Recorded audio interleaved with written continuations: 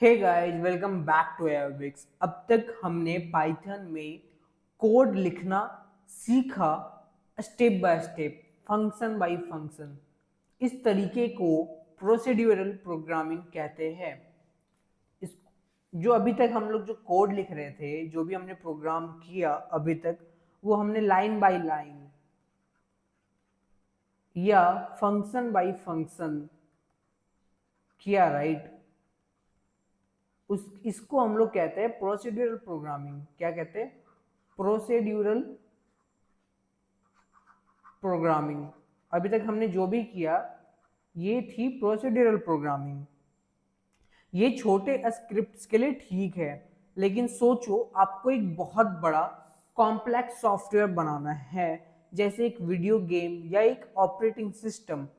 अगर आप सब कुछ एक लंबी सी रेसिपी की तरह लिखोगे तो कोड बहुत मेसी, हार्ड टू मैनेज और रीयूज करना बहुत मुश्किल हो जाएगा।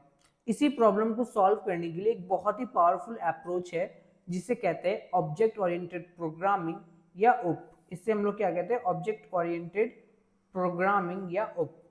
सो object oriented programming is a way to structure and design programs using real world concepts like objects, their properties and actions. So mostly the important thing is the object. तो होता क्या है मैं बताता हूँ। उप का मेन आइडिया है कि आप अपने सॉफ्टवेयर को रियल वर्ल्ड ऑब्जेक्ट्स की तरह सोचो और डिजाइन करो। मैं एग्जांपल देता हूँ आपको। सबसे पहले हम लोग ये जानते हैं वाई उप। जो मैंने अभी आपको बताया कि उप की जरूरत पड़ी क्यों, उप्स की जरूरत मींस ऑब्जेक्ट ओरिएंटेड प्रोग्रामिंग की जरूरत पड़ी क्यों, और प्रोसीड्यूरल प्रोग्रामिंग के साथ प्रॉब्लम क्या है।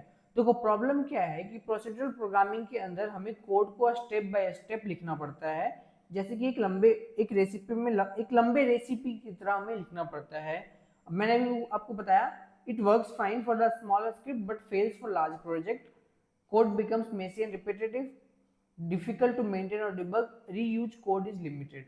So OOP solve these issues by organizing code into objects. Okay?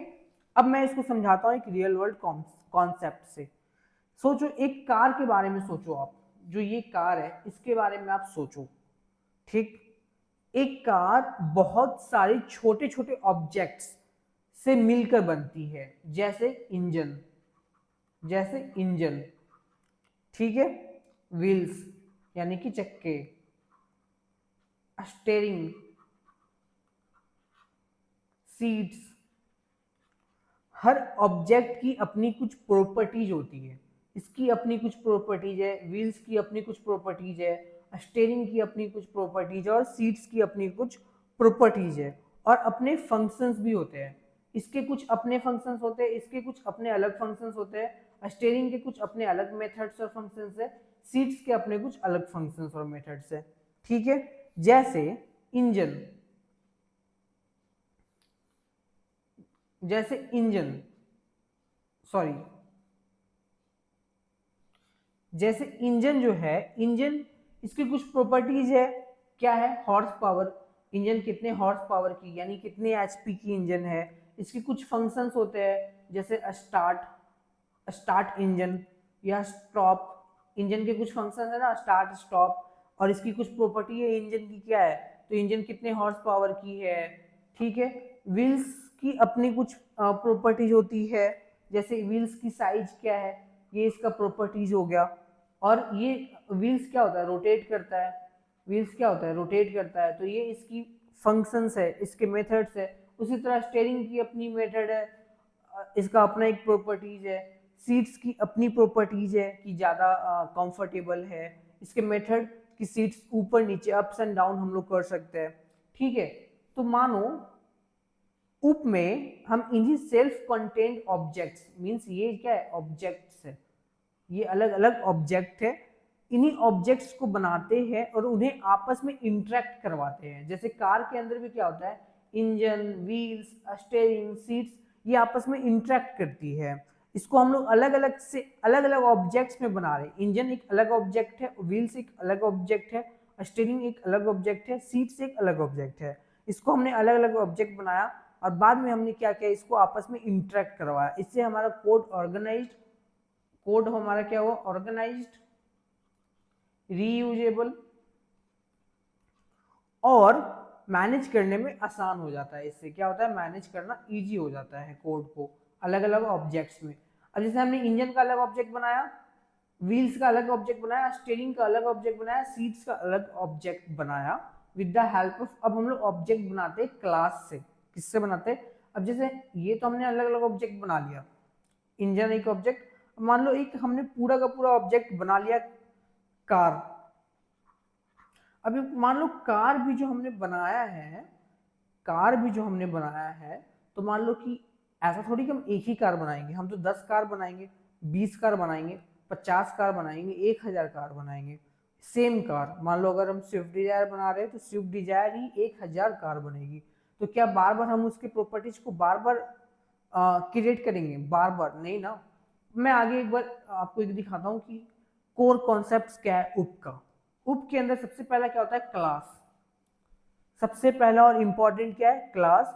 ये ऑब्जेक्ट का ब्लूप्रिंट या डिजाइन होता है, जैसे कार का डिजाइन मैप। क्लास में हम डिफाइन करते हैं कि उस टाइप का ऑब्जेक्ट, उस टाइप के ऑब्जेक्ट की क्या क्या प्रॉपर्टीज, जिसे हमें बोलते हैं एट्रीब्यूट्स। क्या बोलते हैं, एट्रीब्यूट्स। और कौन कौन से मेथड्स होंगे उस ऑब्जेक्ट के अंदर। So a class is a blueprint और design for creating objects. Object बनाने के लिए जो डिजाइन या ब्लूप्रिंट होती है उसे ही हम क्लास बोलते हैं। जैसे घर बनाने से पहले हम जो पूरा घर बनाते हैं, घर बनाने से पहले एक नक्शा तैयार करते हैं, एक मैप तैयार करते हैं घर का, एक डिजाइन तैयार करवाते हैं घर का, जिसमें सारे हम उसकी प्रॉपर्टीज, उसके कलर, घर में कौन कौन से कलर रखने हैं, घर का जो हमारा रूम होगा, मान लो एक हम हाउस, एक जब हम हाउस बनवाते हैं तो हाउस बनवाने से पहले हम लोग क्या करते हैं, हाउस बनवाने से पहले हम उसके डिजाइन या मैप को तैयार करवाते हैं। उसके अंदर कुछ एट्रीब्यूट्स होती है, जैसे कलर, रूम साइज, रूम का क्या क्या साइज होगा, ये इसके क्या होते हैं, एट्रीब्यूट्स होते हैं, यानी प्रॉपर्टीज होती है। कलर क्या होगा, रूम साइज क्या होगा, बाथरूम की साइज क्या होगी, ये सारा इसका एट्रीब्यूट होता है। मेथड्स, मेथड्स में मान लो घर किस तरह का है, घर में कौन कौन से लोग रह सकते हैं, ठीक है। अब जैसे कार एक क्लास, मान लो एक क्लास है कार, जैसे मान लो एक क्लास है कार क्लास। सबसे पहले क्लास क्या है, क्लास एक ब्लूप्रिंट है और डिजाइन है फॉर क्रिएटिंग ऑब्जेक्ट्स। ऑब्जेक्ट्स बनाने के लिए हम क्लास का यूज करते हैं एज अ ब्लूप्रिंट। अब मान लो कि मुझे कार बनानी है, कार ऑब्जेक्ट बनानी है, पूरी की पूरी कार ही बनानी है ऑब्जेक्ट, तो उसको बनाने के लिए पहले हमें कार क्लास होना चाहिए, राइट। तब जाके हम मल्टीपल कार ऑब्जेक्ट्स बना सकते हैं उसी क्लास के हेल्प से, उसी same properties, same method, same design, same colour. मान लो मैंने बताया अगर हमें स्विफ्ट डिजायर बनाना हो, multiple Swift Dzire, 1000 Swift Dzire, एक बार हम उसकी क्लास तैयार करेंगे और उसी क्लास के हेल्प से हम 1000 कार ऑब्जेक्ट्स बना लेंगे। अब वापस से आ जाते हैं अपने इस डिजाइन में। अब जैसे मान लो ये मेरा एक क्लास है जो क्या है, एक ब्लूप्रिंट है। क्या है, एक ब्लूप्रिंट है कि मेरी कार ऐसी होनी चाहिए। मान लो एक नया कार हम लोग डिजाइन कर रहे हैं और मान लो एक स्विफ्ट डिजायर का नया वर्जन डिजाइन कर रहे हैं, या फिर कोई भी नई नई थार हम लोग डिजाइन कर रहे हैं। सबसे पहले हम उसकी ब्लूप्रिंट बनाएंगे, फिर उसके अंदर क्या क्या प्रॉपर्टीज होनी चाहिए, जैसे कलर क्या होगा, मॉडल क्या होगा, मैक्स स्पीड क्या होगी, ये कुछ प्रॉपर्टीज हम लोग डिजाइन करेंगे। फिर उसके कुछ मेथड्स होंगे, जैसे कि इंजन को स्टार्ट करना, ब्रेक्स अप्लाई करना, ऑटो पायलट, ये हम कुछ नए नए मेथड्स डालेंगे। और फिर इसी क्लास के बेसिस पे जब हमारा सारा कुछ डिजाइन हो गया, हमारी बॉडी डिजाइन हो गई कि हमारा बॉडी कैसा रहेगा, हमारे प्रॉपर्टीज बन गए कि हम क्या क्या प्रॉपर्टीज रखेंगे, हमारे मेथड्स बन गए, फिर हम क्या करेंगे, इस क्लास के हेल्प से हम मल्टीपल ऑब्जेक्ट्स क्रिएट कर लेंगे, मल्टीपल इंस्टेंसेस क्रिएट कर लेंगे। So class is a blueprint to create an object. Clear. अब जैसे इस कार के अंदर मेथड, फंक्शंस, एट्रीब्यूट्स, फंक्शंस, ये सारी चीजें है। अब हम आ जाते हैं वापस से, क्लास तो हमने देख लिया क्या होता है, ऑब्जेक्ट क्या होती है। तो ऑब्जेक्ट एक रियल एंटिटी होती है जो क्लास से बनती है, एक रियल एंटिटी, एक रियल वर्ल्ड एंटिटी जो एक क्लास से बनती है। ऑब्जेक्ट ओरिएंटेड प्रोग्रामिंग है क्या, सबसे पहले वापस से आ जाते हैं अपने इसमें। Object oriented programming is a way to structure and design programs using real world concepts like objects. So basically object oriented programming जो है वो एक तरीका है हमारे प्रोग्राम को स्ट्रक्चर करने का through real world concepts. Real world concepts like जितनी भी चीजें रियल वर्ल्ड में उनसे हेल्प लेके एक कॉन्सेप्ट हम लोग बनाते हैं लाइक ऑब्जेक्ट, और उस ऑब्जेक्ट के हेल्प से हम प्रोग्रामिंग करते हैं, और उस ऑब्जेक्ट की कुछ प्रॉपर्टीज और कुछ फंक्शंस होती है। जैसे इस यहाँ पे कार एक ऑब्जेक्ट है, इंजन एक ऑब्जेक्ट है, व्हील्स एक ऑब्जेक्ट है, स्टीयरिंग एक ऑब्जेक्ट है, सीट्स एक ऑब्जेक्ट है। तो इस तरह से हम अपने कोड को एज ए रियल वर्ल्ड कुछ एग्जाम्पल के थ्रू लेके, और फिर हम जैसे एक पर्सन है, मान लो आप एक यूजर पे ही काम कर रहे हो, मान लो आप किसी मान लो आपके सॉफ्टवेयर के अंदर मल्टीपल टाइप की यूजर्स है, स्टूडेंट है, टीचर है, ठीक है, या फिर स्टूडेंट है, टीचर है, और मान लो कि पेरेंट्स है। बट सबसे पहले ये क्या है, एक ह्यूमन है, क्या है, ह्यूमन है। तो ह्यूमन एक क्लास हो गया, एक ऑब्जेक्ट टाइप का हो गया। ह्यूमन क्या हो गया, एक क्लास है, इसके मल्टीपल ऑब्जेक्ट्स है, स्टूडेंट, टीचर। अब इसकी कुछ प्रॉपर्टीज होगी जो हमने पहले ही बना के रखा है, हमें बस क्या करना है, इस ह्यूमन क्लास जो हम बना के रखे हैं उसे ही हमें एज अ ऑब्जेक्ट क्रिएट करना है। अब यहाँ पे आते हैं, ऑब्जेक्ट क्या है, तो इस द रियल आइडेंटिटी, ये ब्लूप्रिंट से बनी हुई असली चीज है।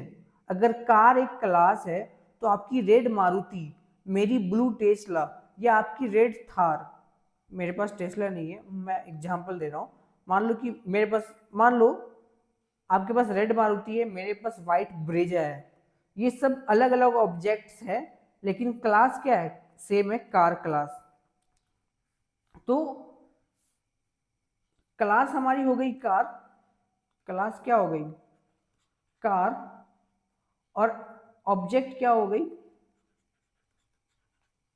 Red Maruti, red Swift, red Swift, या फिर ब्लैक थार, ये ऑब्जेक्ट हो गया। ब्लैक थार, ब्लैक कलर की थार जो कार है वो ऑब्जेक्ट हो गई, और क्लास क्या हो गया, कार। कार एक पूरा का पूरा क्लास है, और उस क्लास से, यानी उस कार क्लास से जो हमने रियल एंटिटी बनाई है, जैसे कि स्विफ्ट डिजायर, ब्लैक थार, ये सारे हो गए ऑब्जेक्ट। अब एट्रीब्यूट्स, तो उस ऑब्जेक्ट के क्या क्या एट्रीब्यूट्स है, लाइक उसके प्रॉपर्टीज क्या है, उसकी डेटा क्या है जो एक ऑब्जेक्ट को डिस्क्राइब करती है, जैसे कि colour, model, max speed of a car, ये सारे एट्रीब्यूट्स हो गए। मेथड्स, वो ऑब्जेक्ट क्या क्या काम कर सकता है, क्या क्या फंक्शनलिटीज है, क्या है उसके मेथड्स है, वो सारे आ जाएंगे मेथड्स के अंदर, like start engine, accelerate, apply brakes. अब आते हैं why OOP is so powerful, object oriented programming इतना पावरफुल क्यों है। पहला है मॉड्यूलरिटी, इसका मतलब होता है हर ऑब्जेक्ट, हर each and every single object एक इंडिपेंडेंट यूनिट होती है, एक इंडिपेंडेंट यूनिट की तरह काम करती है। लाइक इंजन के कोड को व्हील के कोड से कोई मतलब नहीं है। जो मेरा इंजन है, इंजन में मान लो कुछ कोड है अंदर, इंजन के अंदर, उसको व्हील के कोड से क्या मतलब है, कोई मतलब है, दोनों अलग अलग। जो मेरा इंजन है, इंजन तो अपना इंडिपेंडेंटली वर्क कर रहा, और व्हील क्या है, व्हील भी अपना अलग इंडिपेंडेंटली वर्क कर रहा है, दोनों का आपस में कोई मतलब है, कोई मतलब नहीं। ये तब आपस में इंटरेक्ट करते हैं जब हम एक्सेलरेट करते हैं, या जब हम स्पीड देते हैं, तब व्हील जो है इंजन के साथ इंटरेक्ट करके हमारे गाड़ी की स्पीड को बढ़ाती है। लेकिन दोनों की फंक्शनैलिटी में इंजन के अंदर जो फंक्शनलिटी है, व्हील के अंदर जो फंक्शनलिटी है, दोनों इंडिपेंडेंटली काम कर रही है, राइट। व्हील के अंदर बेरिंग वगैरह होता है, इंजन के अंदर अपनी अलग चीजें होती है। तो engine code is not equal two wheel code. Engine की जो कोड है वो व्हील कोड के बराबर नहीं है, दोनों अलग है, इंडिपेंडेंट है। Then reusability, classes can be reused in different projects. जैसे जो हम क्लासेस बनाते हैं वो हम मल्टीपल प्रोजेक्ट्स में भी काम, मतलब एक ही प्रोजेक्ट के अंदर मल्टीपल फंक्शनैलिटीज में भी काम यूज कर सकते हैं, राइट। आप एक बार इंजन की क्लास बना लो और फिर उससे किसी भी कार लाइक एसयूवी, ट्रक तो चलो इसका इंजन थोड़ा बड़ा होता है लेकिन क्लास तो सेम है ना, इंजन की फंक्शनैलिटी तो सेम है ना, हर इंजन तो उसी तरीके से काम कर सकता है, थोड़ा बहुत हमें पावर बढ़ाना होगा तो सेम इंजन क्लास को हम एसयूवी के अंदर भी यूज कर सकते हैं, ट्रक के अंदर भी, कार्स के अंदर भी। फिर हमारे पास है मेंटेनेबिलिटी। इसके अंदर क्या होती है कि इसको मेंटेन करना इजी होता है। जैसे मान लो हमने एक क्लास बना रखा है इंजन क्लास, अब इस इंजन क्लास में कुछ प्रॉब्लम आया, मान लो कि बहुत ज़्यादा हमारा पेट्रोल यूज कर रहा है, माइलेज अच्छी नहीं है, माइलेज प्रॉब्लम है, तो मान लो इसी इंजन क्लास के अंदर महिंद्रा की मान लो एक स्कॉर्पियो की एक इंजन आती थी, मैं नाम भूल गया, मान लो एम हॉक इंजन, इसके अंदर कुछ प्रॉब्लम, मान लो कुछ प्रॉब्लम है, तो महिंद्रा ने क्या किया, इस इंजन को करेक्ट कर दिया, इस इंजन को सही कर दिया। अब जितने भी नए स्कॉर्पियो बनेंगे उसमें जब ये इंजन लगेगा तो ऑटोमेटिकली सारे नए स्कॉर्पियो में इंजन सही हो गया। हर नए स्कॉर्पियो में इसको तो अलग से इंजन बनाना नहीं है, वही सेम इंजन यूज होगा, सेम क्लास यूज होगी। तो fixing one class does not affect others. अगर कार के इंजन में कोई प्रॉब्लम आती है तो आपको सिर्फ इंजन क्लास को ठीक करना है, पूरे सॉफ्टवेयर को ठीक करने की जरूरत नहीं है, राइट।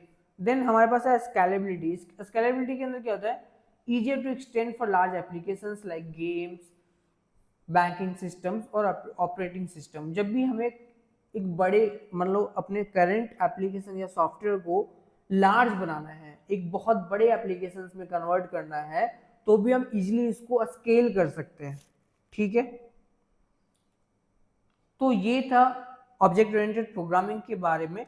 नेक्स्ट लेसन में हम इन कॉन्सेप्ट्स को थ्योरी से प्रैक्टिकल में बदलेंगे और पाइथन में अपनी पहली क्लास और ऑब्जेक्ट्स बनाएंगे। तो मिलते हैं अपने नेक्स्ट लेसन में, तब तक के लिए हैप्पी कोडिंग।